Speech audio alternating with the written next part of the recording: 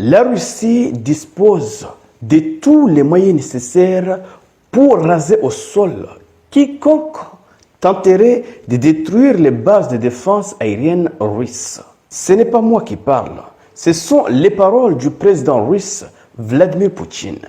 Mais pourquoi il a dit ceci? Ce n'est pas une menace, c'est un message, c'est une mise en garde. Parce que l'OTAN a déclaré qu'il est en mesure de détruire les défenses aériennes ainsi que les systèmes de lancement de missiles russes qui se trouvent dans la forteresse de Kaliningrad. Et membre de l'OTAN a dit qu'il faut montrer aux Russes que nous sommes en mesure. L'OTAN est l'organisation la plus forte militairement. C'est de cela qu'il s'agit. Donc la Russie, Poutine vient aujourd'hui de répondre à cette menace. Parce que l'OTAN croit que parce qu'ils sont une trentaine de pays, alors ils sont forts, ils sont capables de neutraliser la Russie. Alors que lorsqu'on étudie les chiffres, on voit que la Russie produit beaucoup plus de munitions que tous ces pays réunis. Peut-être plus de 3 fois de munitions que tous ces pays réunis. Ce n'est pas avec le nombre de pays qu'on se bat, mais avec des munitions. C'est de cela qu'il s'agit. Alors, chers dames, chers messieurs, qu'est-ce qui s'est passé concrètement? Pourquoi Poutine est obligé de répondre? Et surtout, quel est le danger? Parce que le pays qui exhorte l'organisation à attaquer l'OTAN est un pays frontalier avec Kaliningrad. Mais qu'est-ce qu'il a dit exactement? Dans une interview dans un journal suisse, le ministre des Affaires étrangères de la Lituanie a déclaré ceci. Nous devons montrer aux Russes que nous sommes capables de percer leur petite forteresse à Kaliningrad. L'OTAN a les moyens, si nécessaire, de neutraliser, raser les défenses aériennes et les bases de missiles dans la région.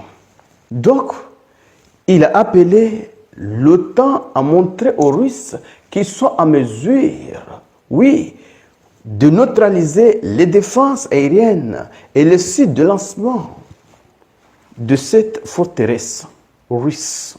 C'est de cela qu'il s'agit. C'est une menace à peine voilée. C'est une démonstration de force.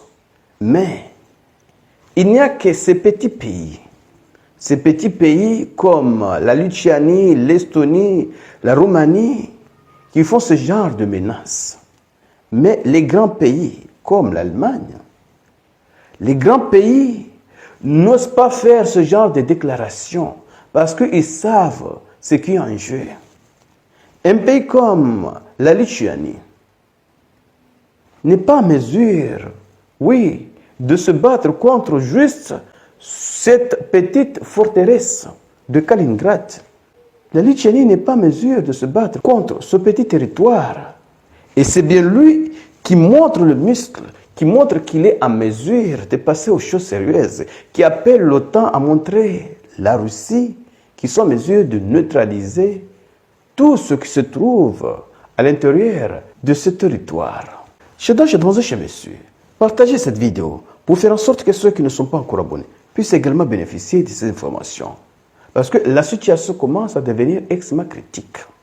Imaginez si un pays comme la Lituanie arrive à convaincre, oui, les membres de l'OTAN de lancer une attaque contre Kaliningrad.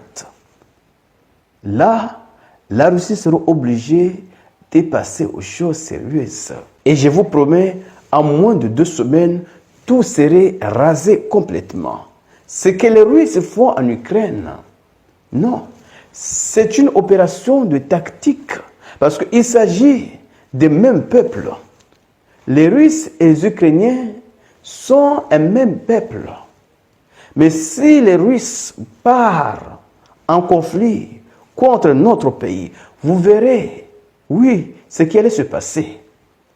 Ce ne serait pas des simples drones qui allaient survoler, ce serait des orachniks qui allaient pleuvoir. Oui, des orachniks. Alors, chers messieurs, partagez cette vidéo et surtout, dites-moi depuis quel pays vous regardez cette vidéo et restez connectés pour la suite des événements. Merci.